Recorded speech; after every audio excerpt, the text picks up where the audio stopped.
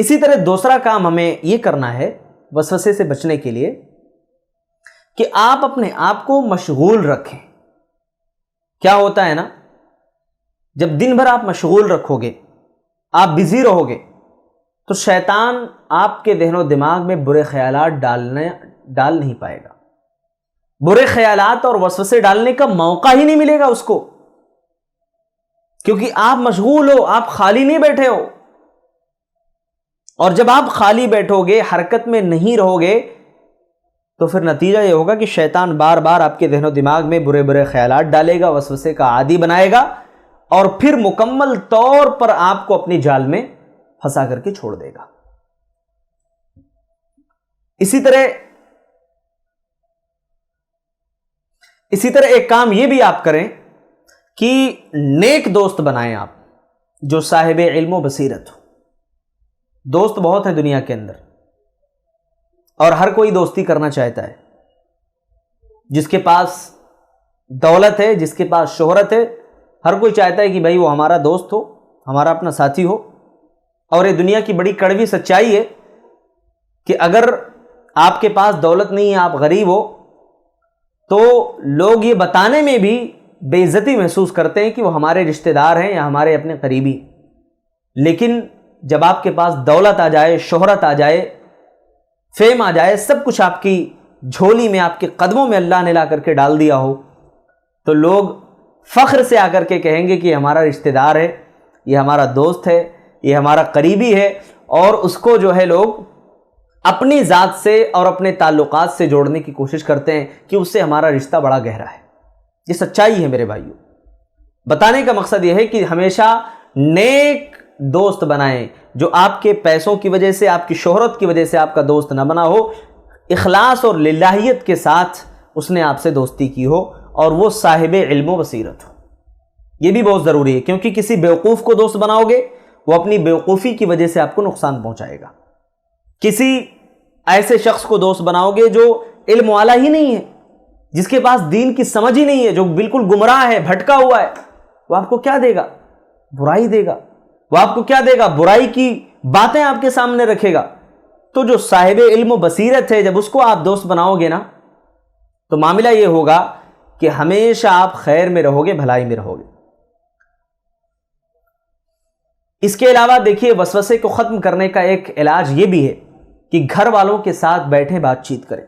بہت سارے لوگ جو اس مرض کے اندر مبتلا ہیں، آج سائنس بھی یہ بات تسلیم کر رہی ہے کہ جب ہم اپنے گھر والوں کے ساتھ بات چیت کر لیتے ہیں، گھر والوں سے ہم جو ہے گھل مل جاتے ہیں، بیٹھے رہتے ہیں ان کے ساتھ، تو ہمارا اپنا جو غم ہے، ڈپریشن کے جو ہم شکار ہیں نا، وہ غم کافی حد تک جو ہے ہلکا ہو جاتا ہے.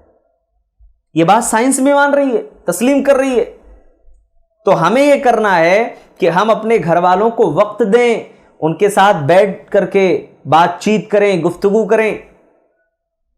ایسا نہ ہو کہ ہم گھر والوں کو بالکل چھوڑ دیں، اپنے کاروبار میں مصروف ہیں، اپنی دنیا میں بزی ہیں، گھر والوں کو وقت نہیں دے رہے ہیں. ایسا بالکل نہ کریں.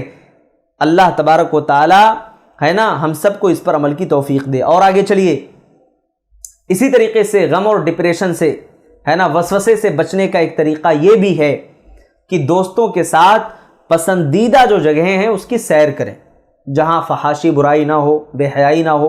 ایسی بہت ساری جگہیں ہو سکتی ہیں، اس کی سیر کرنے کے لیے جائیں. اللہ نے کہا زمین میں چلو پھرو، دیکھو اللہ نے کیسی زمین بنائی ہے، کیسی کائنات بنائی ہے نا. جب نکلو گے، دیکھو گے اللہ کی اس خوبصورت کائنات کو، اس دنیا کو، اللہ کا شکر ادا کرو گے، ایمان میں اضافہ ہوگا. سبحان اللہ. اللہ رب العالمین کی قدرت کے حسین مناظر جو آپ کی آنکھوں کے سامنے ہوں گے، بہت سارا غم، بہت ساری تکلیفیں تو ویسے ہی ہلکی ہو جائیں گی. اسی طریقے سے وسوسے سے بچنے کا ایک طریقہ یہ بھی ہے کہ اپنے آپ کو ورزش کا عادی بنائیں، ہے نا. دیکھیے ہمارے نوجوان کیا کرتے ہیں معلوم ہے، ان کو اپنی باڈی شوڈی بتانی ہوتی ہے. ہم بڑے باڈی بلڈر ہیں جناب، ہے نا، 10 لوگ تعریف کریں. بھائی اس لیے آپ اپنے اندر قوت پیدا نہ کریں، طاقتور اس لیے نہ بنے کہ لوگ ہمیں طاقتور کہیں، ہے نا. باڈی بلڈر اس لیے نہ بنے کہ لوگ ہمیں بہت بڑا پہلوان کہیں. آپ قوت اپنے اندر اس لیے پیدا کرو تاکہ ظلم کا مقابلہ کر سکو. قوت اس لیے اپنے اندر پیدا کرو تاکہ کبھی اگر حق کی تائید کرنے کی بات آئی ہے نا تو اس کے لیے آپ تیار رہ سکو، آپ کا ذہن و دماغ، آپ کا دل و دماغ مکمل طور پر اس کے لیے تیار ہو، مستعد ہو، اور اللہ کے نبی صلی اللہ علیہ وسلم کی وہ حدیث بھی ذہن میں ہو کہ طاقتور مومن کمزور مومن سے بہتر ہے، المؤمن القوی خیر و احب الی اللہ من المؤمن الضعیف۔ اسی طریقے سے ایک اور چیز جو ہمارے وسوسے کا سبب بنتی ہے، دیکھیے بعض لوگ جو ہے نا ماضی کے تلخ یادوں میں کھوئے رہتے ہیں، ماضی کی جو تلخ یادیں اس کو کھگال رہے ہوتے ہیں، ہمارے ساتھ ایسا ہو گیا ہے نا، ہمارے ساتھ ایسا ہوا۔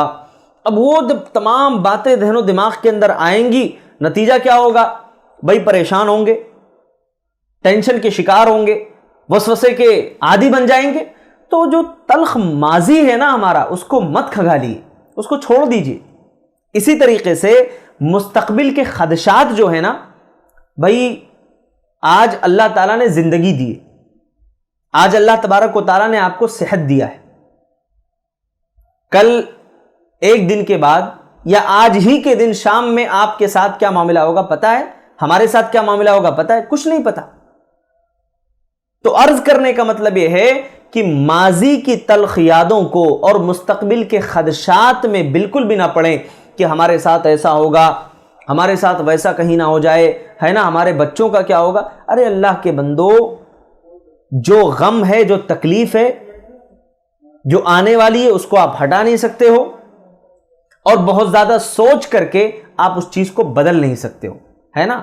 اللہ رب العالمین سے اچھی امیدیں آپ وابستہ رکھیں کہ اللہ رب العالمین خیر کا معاملہ کرے گا، اللہ رب العالمین خیر کا معاملہ کرے گا ہمارے ساتھ انشاءاللہ۔